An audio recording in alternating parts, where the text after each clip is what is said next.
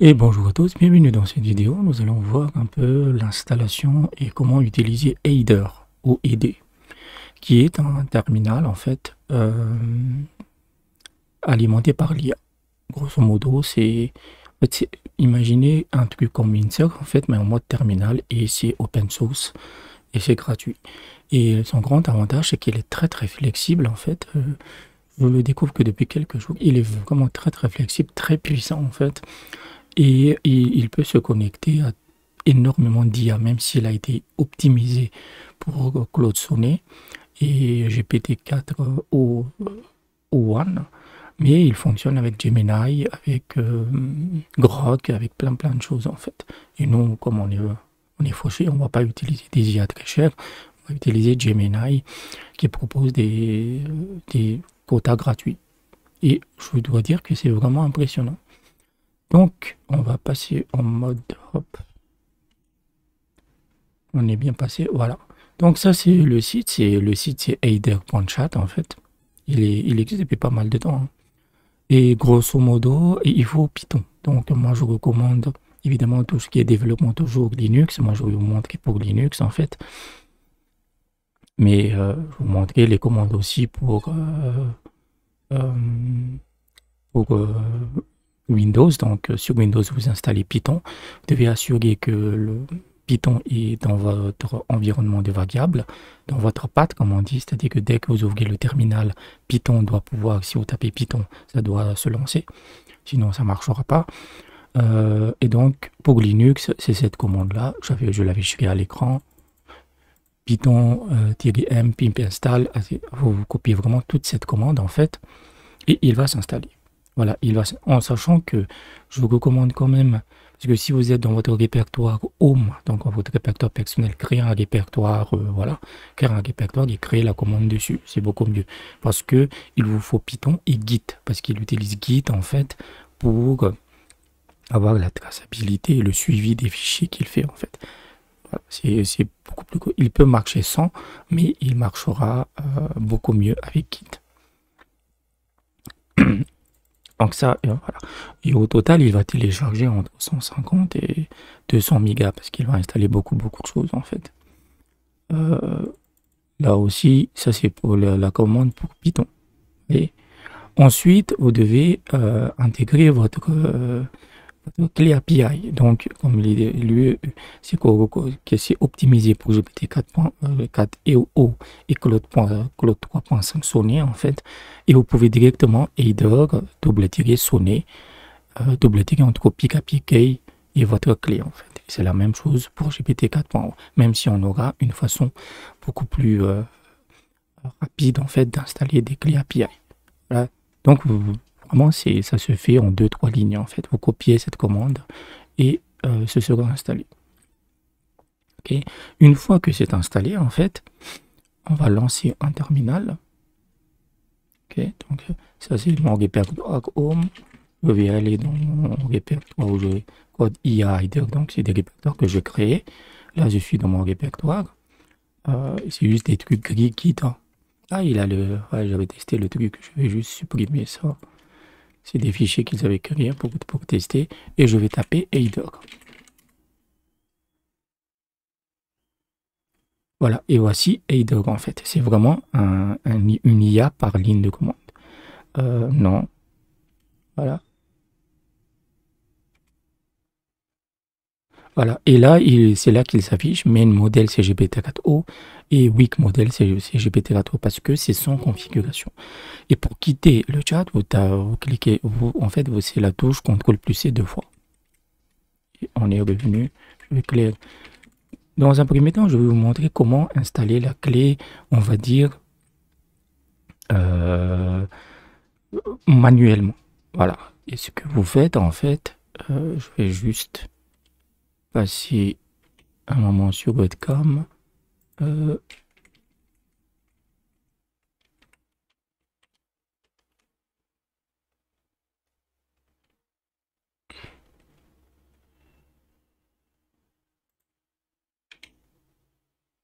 Voilà. Et ce que vous faites, en fait, c'est... Je vais juste coller le truc.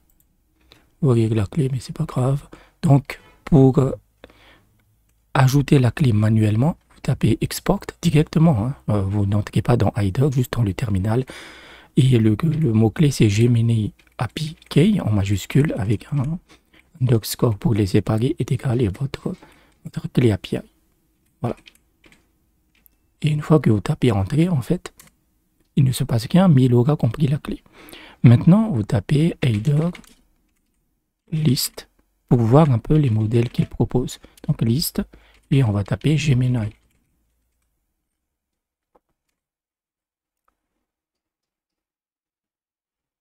Vous voyez? Et voici tous les modèles que vous pouvez utiliser. Vous avez 1.5 Flash, etc. Moi, j'utilise surtout 1.5 Flash, même si vous pouvez utiliser 1.5 Pro, qui est équivalent à GPT 3.5. Vous voyez? Et ce que vous faites maintenant, donc là, on a intégré la clé, mais on ne lui a pas demandé, on ne lui a pas encore permis de choisir le modèle. Donc, vous tapez modèle et vous tapez simplement ce chemin de fichier. Copier.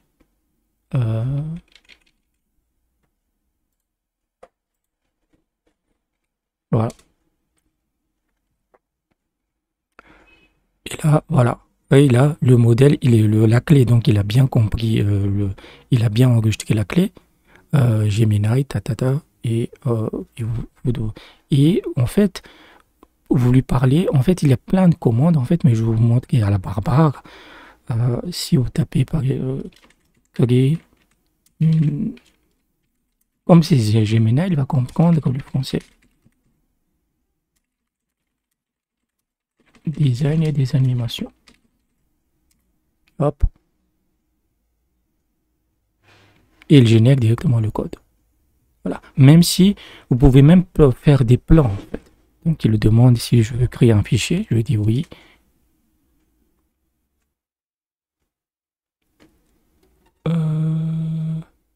Qu'est-ce qu'il a fait? Ce que j'ai fait, non? Bizarre. Je ne sais même pas pourquoi il a fait.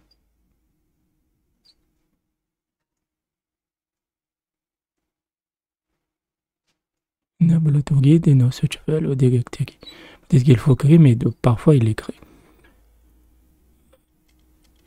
Créer une landing page avec un beau design. Pourquoi il n'a pas créé cette fois?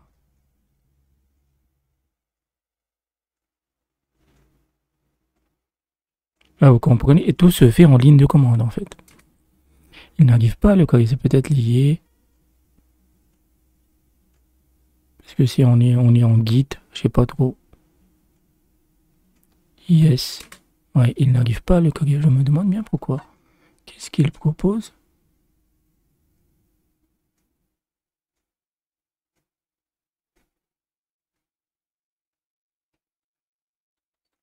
Ok, mais il génère le code. Il génère le code.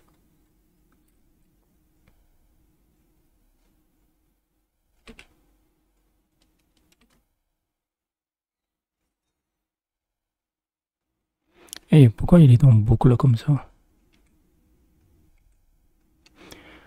Donc ça, il génère le code, mais je pense qu'il y a un problème de permission. Mais vous voyez qu'il génère directement le code. Il peut tout faire, hein. Il peut faire des applications Python, il peut faire beaucoup de choses en fait.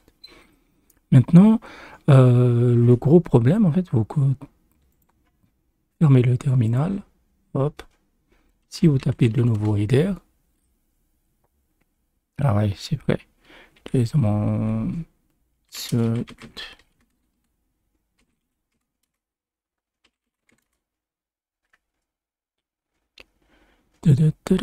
Donc, vous voyez, là, il voit pas la clé. C'est le gros problème avec ça, en fait, c'est que vous devrez fournir la clé à chaque fois. Et il est revenu à son modèle de base, en fait. Oui, donc, c'est chiant, en fait, si vous voulez l'utiliser toujours. Et la solution à ça, en fait, c'est de créer un fichier .env, donc un environnement, en fait, où vous allez stocker vos clés API et il va les charger automatiquement. Donc, comment on fait? Donc, vous pouvez le mettre soit dans votre répertoire Home. Vous voyez, par exemple, ici, ça c'est mon répertoire Home. Vous pouvez le mettre dans un autre répertoire, mais c'est à partir de ce répertoire que vous devriez lancer header. Vous voyez, c'est ce que moi je fais parce que dans Home, si je le perds, je me souviendrai plus, je préfère le mettre ici. Voilà. Et on va juste renommer, parce que j'avais renommé justement pour qu'ils ne prennent pas en compte. Là, donc c'est juste un point env en fait. Voilà, c'est votre fichier env. Et dedans, voilà, vous avez, en fait, sur le site d'HeiderChat, en fait, vous avez un exemple de fichier on, va vous copier-coller. Et n'oubliez pas que tout ça c'est commenté. Hein, donc si vous utilisez Claude, en fait, vous devriez les décommenter. Donc la mienne, j'ai ma API Gemini, ok, j'ai mis là comme on l'a fait avec Export, mais surtout pour choisir le modèle, en fait, où est-ce que je l'ai mis? Voilà, c'est Header modèle Gemini 1.5 Flash, comme on l'a fait tout à l'heure. J'ai galéré pour ça parce qu'il n'y a pas d'aide en fait pour le moment pour ça. Donc la clé Gemini, c'est Gemini API Key, mais pour lui dire d'utiliser le modèle en question pour le chat principal, c'est header modèle. Donc cette variable, en fait, elle est déjà directement intégrée dans le fichier d'exemple, en fait. Voilà, vous le trouverez. Et on va voir où est-ce qu'il est. Non, c'est pas ça.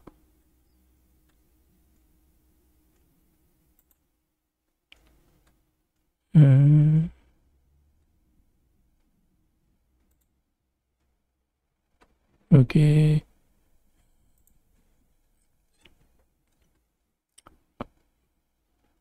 OpenIB, donc, est-ce qu'il est putain?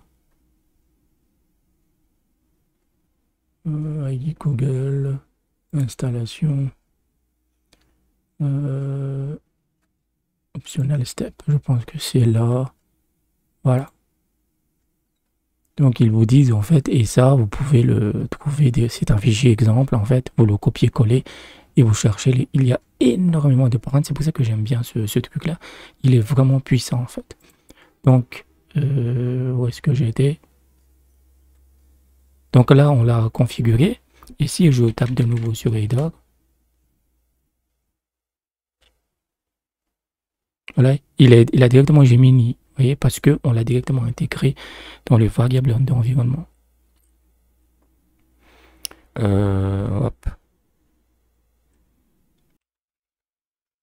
Donc voilà, le fichier variable d'environnement, vraiment travailler dessus, et là il est vraiment puissant. Donc j'ai réglé le problème parce qu'en fait le répertoire actuel est un répertoire Git, donc il ne crée pas les fichiers méchés, je tape de nouveau, et en sachant que vous pouvez lancer en navigateur, mais je le trouve un peu lourd en fait. Vous tapez simplement header, double tiré, browser, voilà, mais je ne vais pas le faire, mais je préfère la ligne de commande. Non, quand il vous dit ça, vous vous dites non, en fait, il va commencer quand même à travailler. Voilà.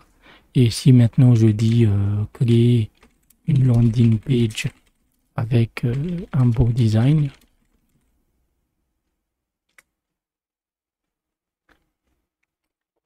là il génère le code. Voilà. Oui, si vous tapez oui, voilà, le style SS aussi. Et il a dû créer. Et voilà. Oui, c'est ce qu'il a fait en fait. Oui. Donc je vais le supprimer et c'est des fichiers, c'était juste pour vous montrer en fait, mais il peut faire par exemple créer une application, une web application de gestion de dépenses avec des entrées et des sorties de revenus et un calcul automatique. Même si c'est ça, c'est la méthode barbare en fait, parce que vous avez des commandes en fait comme ask /ask où vous pouvez lui demander de faire des plans en fait.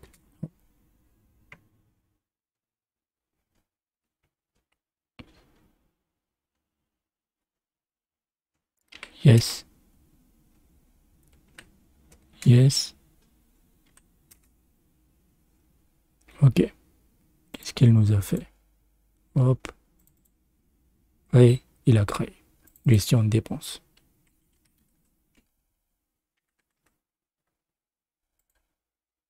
Après, c'est très basique, hein, mais après, ça vous donne une idée en fait. Vous pouvez, par exemple, je vais quitter le truc. supprimer ça et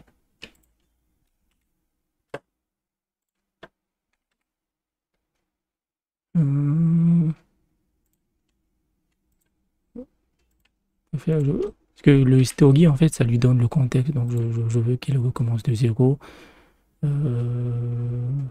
Et donc non, pas de git. Et créer un jeu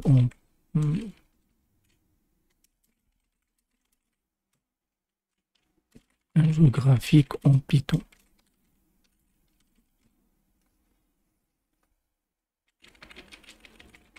Du Snake en Python.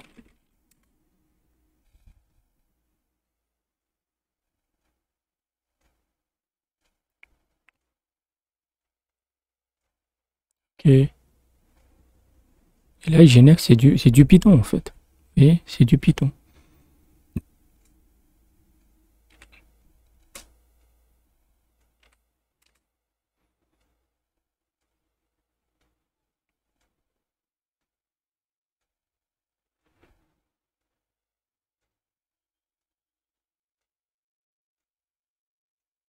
Ok, donc il nous dit c'est que c'est game. Ok, on va essayer de voir. Donc c'est Python. C'était quoi déjà? C'était le game. Ah, pour le mien, c'est Python 3.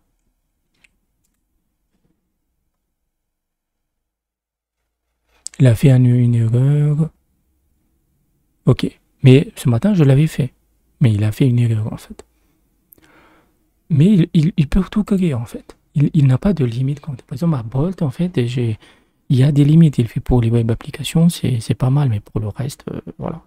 Mais donc voilà, Aider en fait. Et pourquoi je vous montre, je vous fais cette vidéo en fait, parce que ce Aider, en fait, je vais le faire dans une prochaine vidéo où on va utiliser d'autres API, où on va en fait utiliser deux IA différentes en fait. Un qui va être l'architecte, le superviseur, et un autre qui va être le codeur. Je n'ai pas encore testé, mais c'est des IA qui viennent de débarquer, donc ce serait bien de, gérer en fait. Mais Aider, franchement, installez-le, c'est gratos, c'est open source. Malheureusement, j'ai pas vu Mistral. Il n'est pas pour... Après, ils peuvent toujours le faire, mais il faut vraiment, il faut créer.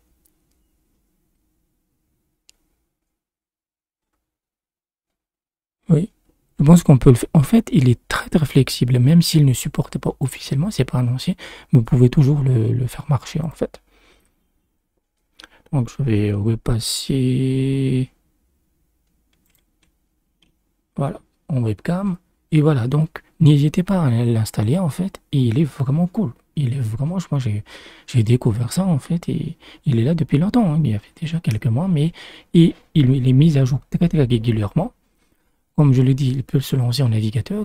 La dernière mise à jour, vous pouvez lui donner des fichiers PDF. Par exemple, vous créez votre plan d'application et vous lui dites je vais regarder les différentes commandes parce qu'on peut vraiment s'amuser avec. Là, c'est vraiment, je l'ai mis simplement en mode barbare. Et après, amusez-vous. Oui, c'est ce type d'IA. Après, ce que les gens font en fait, c'est qu'ils le combinent avec Klein. Klein qui est l'ancien Claude Dev en fait. C'est un Visual Code Studio, mais qui est fait pour ça.